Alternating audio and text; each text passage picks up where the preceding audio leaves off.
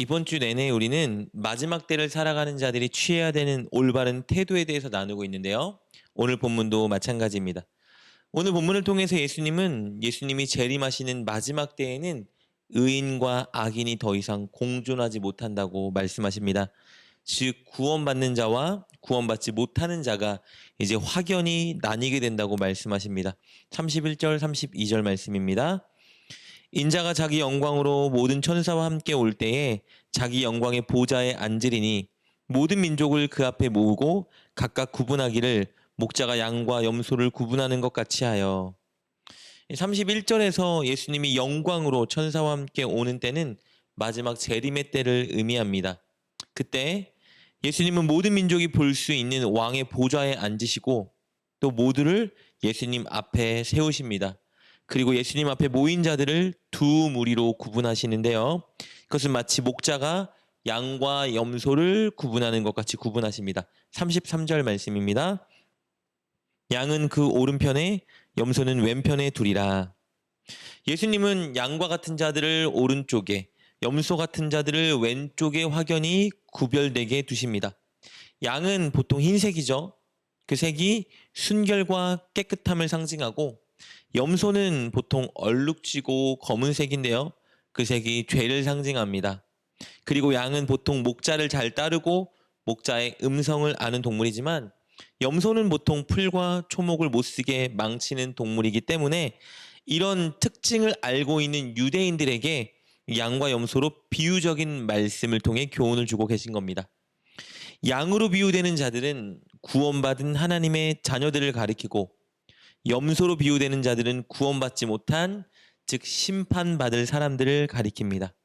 예수님은 구원받는 양 같은 자들을 오른쪽에 두시는데요. 보통 성경에서 오른쪽은 영광, 존귀, 생명을 상징합니다. 그리고 구원받지 못한 심판받을 염소 같은 자들을 왼쪽에 두시는데 성경에서 보통 왼쪽은 저주, 사망, 힘의 상실을 상징합니다. 이것을 통해서 예수님은 오른편에 세운 자들은 구원과 영생을 얻게 하실 것이고 왼편에 세운 자들은 심판을 받게 될 것을 말씀해 주고 계시는 거죠.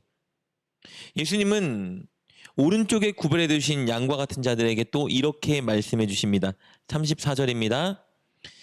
그때 임금이 그 오른편에 있는 자들에게 이르되 내 아버지께 복 받을 자들이여 나와 창세로부터 너희를 위하여 예비된 나라를 상속받으라.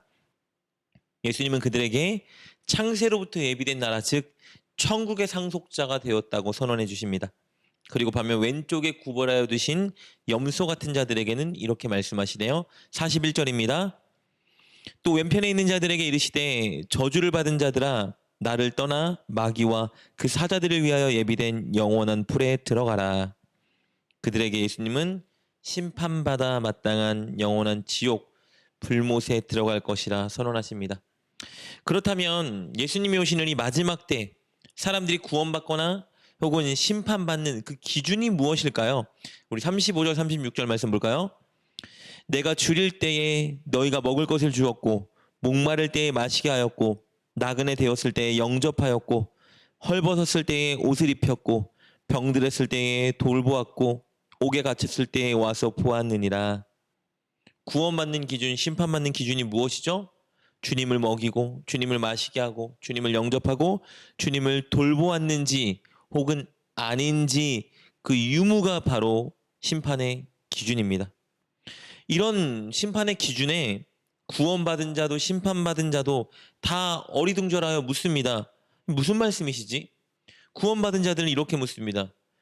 저희는 주님을 뵌 적이 없는데요. 저희가 언제 주님께 그렇게 드렸죠? 심판받은 자들도 이렇게 묻습니다. 저희는 주님을 뵌 적이 없습니다. 저희가 언제 주님께 드리지 않았나요? 그리고 그들의 질문에 주님은 이렇게 답해 주십니다. 40절, 45절입니다.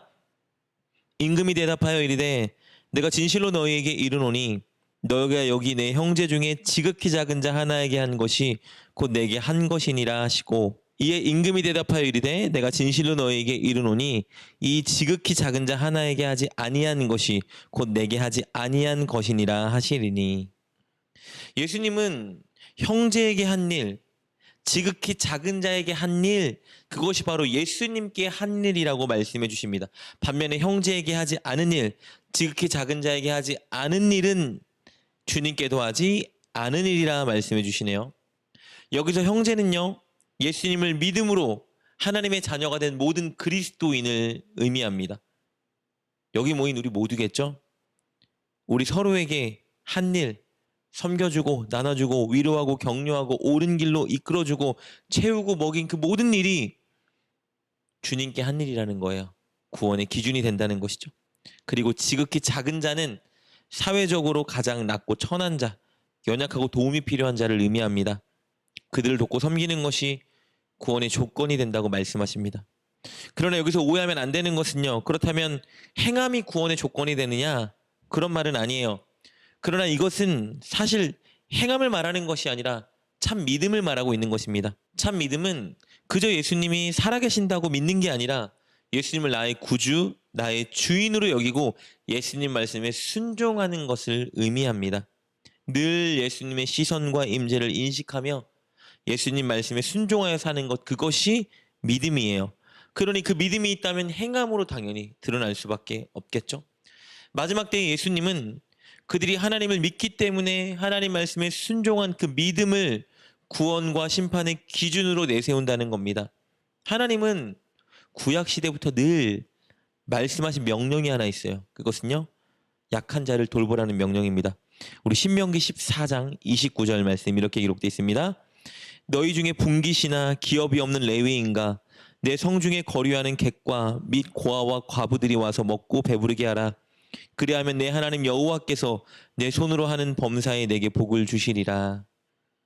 마지막 때의 주님은 우리가 주님을 믿습니다, 이 고백을 기억하시는 게 아니라 우리가 주님을 믿기 때문에 우리의 가족, 우리 교회 성도들, 더 나아가 주변에 있는 연약한 자들을 섬기고 돕고 사랑했는지를 기억하십니다. 사랑하는 여러분, 마지막 때를 준비하는 자세는 우리와 함께하고 계시는 주님, 우리를 바라보고 계시는 주님을 인식하며 주님 말씀에 순종하는 것입니다. 주님이 말씀하신 것처럼 선을 행하고 연약한 자들을 섬기고 보살펴주고 나눠주는 것을 보시는 것이죠. 그것이 주님이 마지막 때에 기억하는 것입니다. 오늘부터 더욱더 그 일에 우리가 힘썼으면 좋겠습니다.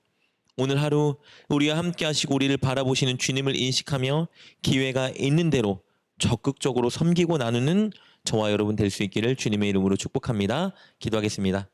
하나님, 우리가 늘 주님이 우리와 동행하시며 우리를 주목하신다는 믿음을 가지고 늘 주님 말씀에 순종할 수 있는 믿음을 주옵소서.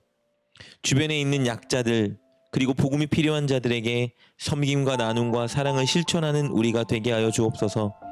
늘 마지막 때에 주님이 기억하시는 그것에 힘쓰며 살아가는 우리가 되게 하여 주옵소서.